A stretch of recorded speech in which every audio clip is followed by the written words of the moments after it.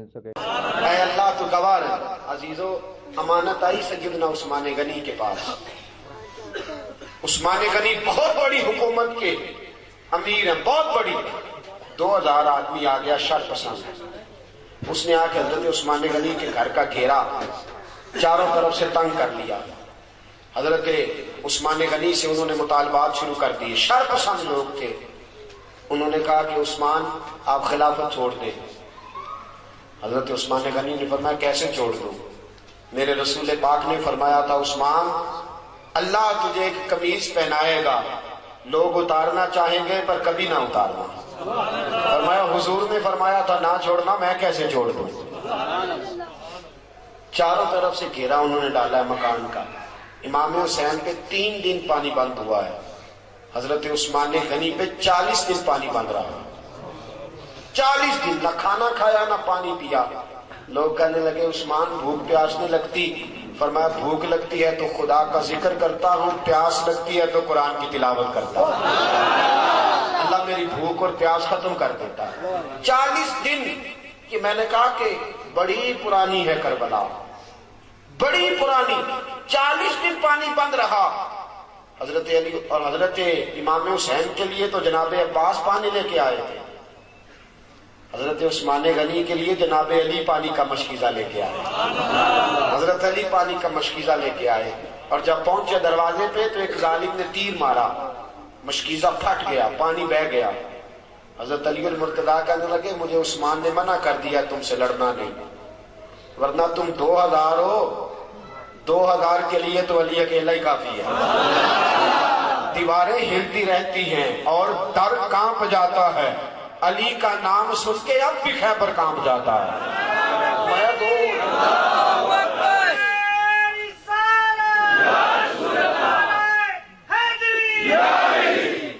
میرے عزیزو سنو، بات بڑی آگے بڑھ گئی۔ حضرت عثمان غنی کے پاس جناب علی پہنچے، دیگر صحابہ پہنچے، کہنے لگے اے عثمان آپ نے بڑی خدمت کی، 12 سال دین کی، بڑا کام کیا، 3 باتیں ہیں، آپ اس طرح کریں ہمیں اجازت دیں ہم ان 2000 آدمی کو بھگا دیتے ہیں۔ حضرت عثمان غنی کہنے لگے میری وجہ سے نبی پاک کے مدینے میں خون بہہ جائے، رسول پاک کے شہر کی گلیاں میری وجہ سے سرخ ہو جائیں؟ عثمان کا گلا کٹتا ہے تو کٹنے دو، لیکن رسول کریم علیہ السلام کے شہر میں خون اور دنگا فساد برداشت نہیں کرتا۔ کہا پھر آپ اس طرح کریں کہ کچھ دنوں کے لیے حکومت چھوڑ دیں۔ آپ نے فرمایا حضور نے فرمایا تھا قمیض نہ اتارنا، کبھی نہیں اتاروں گا۔ صحابہ نے تیسری پیشکش کی، کہا کچھ دنوں کے لیے مدینہ چھوڑ دیں، کچھ دنوں کے لیے مدینہ چھوڑ دیں، کچھ دنوں کے لیے، پھر آ جائیے گا حالات ٹھیک ہوں گے۔ آپ نے فرمایا دوستو دیکھو میری داڑھی سفید ہو گئی ہے، پتہ نہیں کس گلی میں موت آ جائے، میں مصطفیٰ کے مدینے سے باہر نہیں مرنا چاہتا۔ یہ اسلام کا وہ حکمران کہ جس کے اوپر امانت آئی، شر پسندی ہوئی، حضرت امام عثمان غنی رضی اللہ تعالیٰ عنہ نے جان قربان کر دی، شہادت پیش کر دی، لیکن نبی پاک کے مدینے میں فساد نہ ہونے دیا۔ دوستو جناب علی کی باری آئی تو وہ بھی کوفے کی گلی میں شہید ہو گئے۔ حضرت علی المرتضیٰ رضی اللہ تعالیٰ عنہ ساری زندگی دین کے لیے کھڑے رہے، کوفے کی گلی میں شہید ہوئے۔ باریاں بڑھتی رہی، پورا خاندان۔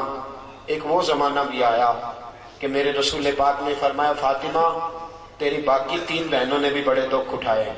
دوستو میں اور آپ، میرے ساتھی مجھ سے بڑی محبت کے ساتھ اکثر کہتے ہیں اتنے سفر نہ کریں آپ، اتنی محنت نہ کریں، تھوڑی کر لیا کریں، کم نکلیں۔ میں ان کی محبت کو وصول کرتا ہوں، مجھ سے پیار کرتے ہیں تو ایسے جملے بولتے ہیں، لیکن قسم اللہ کی جب میں رسول اللہ کی تبلیغ پڑھتا ہوں اور کتابیں، ایک ابو جہل کے دروازے پہ نبی پاک 2000 بار تبلیغ کرنے گئے۔ کتنی بار؟ 2000۔ اور حضور کو پتا تھا کلمہ نہیں پڑے گا، 2000 بار دروازے پہ دستک دی۔ اور دوستو بڑے دکھ اٹھائے حضور نے، بڑی تکلیفیں اٹھائیں۔ جو چیز مفت ملتی ہے اس کی قدر نہیں ہوتی، مفت ملتی ہے نا جو چیز اس کی قدر نہیں. مجھے اور آپ کو مفت مل گیا یہ دین. کبھی بلال کی قبر پہ کھڑے ہو کے پوچھو دین کتنا مہنگا ہے. کبھی کھڑے ہو کے پوچھو سیدہ فاطمہ سے کہ دین کتنا مہنگا ہے. کبھی پوچھو امام حسین سے کہ کتنا کٹھن ہے یہ دین. میرے عزیزو، رسول پاک کی 2 شہزادیاں، نکاح ہوا ہے، ابھی رخصتی نہیں ہوئی. ابو لہب کے 2 بیٹے، انہوں نے طلاق بھیج دی. کہنے لگے یا کلمہ پڑھانا چھوڑ دے ورنہ طلاق دے دیں گے. حضور نے فرمایا میرا تیرا اختلاف ہے، بچوں کا کیا قصور ہے. ابو لہب کہنے لگا نہیں میں طلاق دے دوں گا. گھر بیٹھی 2 بچیوں کی طلاق پہنچی. سیدہ خدیجہ فرماتی ہیں حضور بڑا روئے، اٹھے، بچیوں کے سر پہ ہاتھ رکھا، کہا بیٹا اپنے بابا کے دین کے کام میں ثابت قدم رہنا، اللہ تمہیں بڑی بہتر جزا دے گا. اور ساتھیو، صرف حضرت فاطمہ نہیں، سیدہ زینب میرے رسول پاک کی بڑی صاحبزادی حمل سے ہیں. اللہ نے ان کے گھر میں ولادت کی خوشی رکھی ہوئی ہے. مکہ سے مدینہ کی طرف آ رہی ہیں. حبار بن اسود نے نیزہ مارا.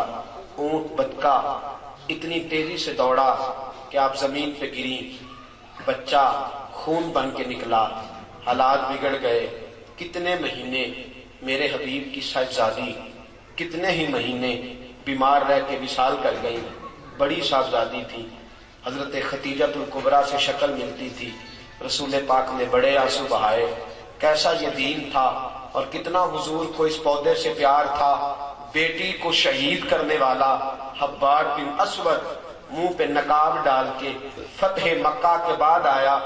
آگے کہنے لگا سونیا کوئی آپ کا بہت بڑا مجرم بھی کلمہ پڑھ لے تو اس کو بھی معاف کر دیتے ہو. رسول پاک نے فرمایا چہرے سے نقاب ہٹا، بیٹیوں کے قاتل کبھی بھولا نہیں کرتے. تو چہرے سے نقاب ہٹا، اولاد کے قاتل کبھی بھولا نہیں کرتے. لیکن تو پڑھ لے کلمہ، مجھے سب سے زیادہ دین سے پیار ہے. اگر تو مسلمان ہو گیا تو میں تیری یہ خطا بھی معاف کرنے کو تیار ہوں.